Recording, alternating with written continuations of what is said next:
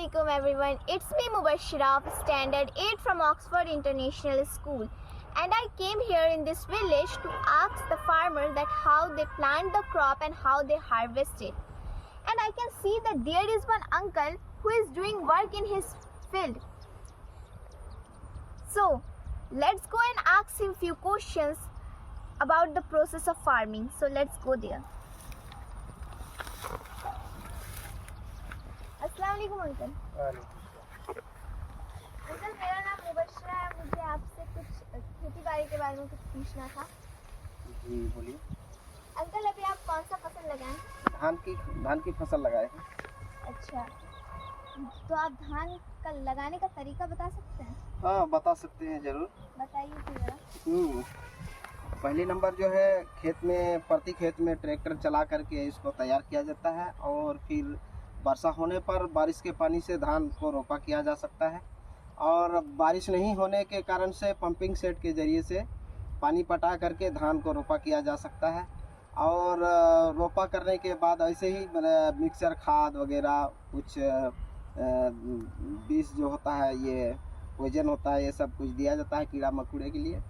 और फिर आगे चल करके जो बड़ा हो जाता है धान, तो उसमें बहुत सारे खाद, पोटास और यूरिया, DAP, SSP, ये सब खाद का इस्तेमाल किया जाता है धान खेती में।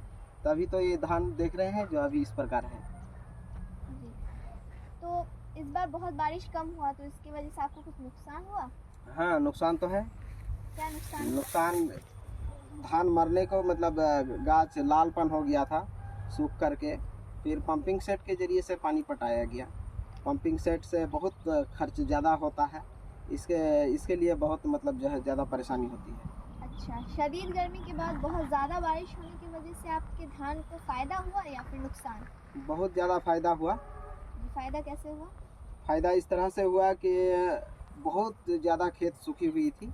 अब इस खेत में पानी के कारण से धान बड़ा हुआ, खाद दिया गया, और धान का मतलब जो है पैदावार ज़्यादा होगा, ज़्यादा पानी होने के कारण से। इसलिए कि डूबता नहीं है ये सब खेत, ज़मीन बहुत ही पैदावार वाली ज़मीन है। इसलिए कि मतलब ये खेत जो है ना, पैदावार जितना भी बारिश हो जाए उसमें कोई दिक्कत नहीं है।